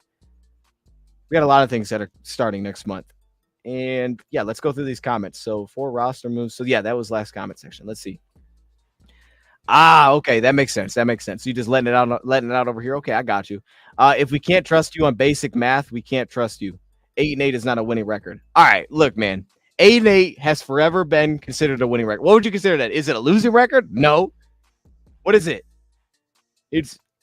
I've always heard 8-8 considered a winning record. You know what? Let's settle this. Is 8-8 a winning record? Let's look. Let's look at what Google says. All right, there's no straight answer. So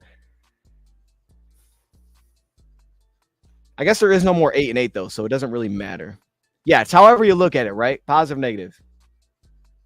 I don't know. Anyways, it doesn't matter anymore because it's not a thing. By the way, though, unless you go 8-1. By the way, talking about an 18-game season, I think that wouldn't start until like 2030 though, because they said the contract expires, but they're talking with the NFLPA. I don't know if that's true or not, if it's going to take that long, but down the road, maybe we get an 18-game season. It would make sense, especially if they start having an expansion. All right, my man put that 3 times. Okay, I see you. And then my man, the Arvit with the Patrick emoji or the Patrick profile picture, which is beautiful, says, keep doing great. I appreciate you. It's not a losing record. There you go. It's not a losing record. So whatever it is, however you look at it, I look at it as a winning record, but it's not a thing anymore. So We don't have to worry about that, hopefully. Let's also not be in the category. Let's just win double-digit games. There you go. There you go. However you want to look at it. I've always heard it's a winning record, like in the past, but I don't know who told me that. My dad definitely doesn't say that, so it's not from him. But I had heard I would always be told in the past, like, hey, Nate, that's a winning record. That's a winning record. I don't know why I've heard that, but anyways. You like David Pike? I don't know who that is. To be honest with you, Davis T. Pike. Yeah, I don't think I know who that is. Maybe I do, but I don't think I know who that is. All right, we're gonna get out of here, man. Appreciate y'all joining. I will see y'all again probably later today. Have a great rest of your day until that time, and then don't. Dave Pike's a good guy. He likes Jared. Oh, he likes Jared. And Jared. I'm sorry. I don't know why. Golf like I do. Okay. All right. Mirror City Mana. Yeah, I don't know who that is. Maybe I do, and I just don't know the name. If it's another Lions guy, I just don't really watch anything, to be honest. But, no hate to that. I just don't. Just time-wise, like, it doesn't make sense. I don't really have time to do anything else. But I'm going to get my hopes up because otherwise... Oh, Motor City Mania, right? Something like that? Okay. Yeah, I just don't watch anybody else. I do my thing. Guys, I'm telling you, the film stuff is what takes all your time. When you start prepping for film stuff, your time's gone. So that's basically where all my time goes to. Jared, go. Hey, I see you. You need to watch? I need to watch? All right, we'll see. Hey, maybe at some point I'll get on that. Unless somebody comes on my show, then that's how I'll meet him. That's how I'll find out about him. But yeah, we're going to get out of here, man. Have a great rest of your day until that time, and I'll hopefully see you again today. We out.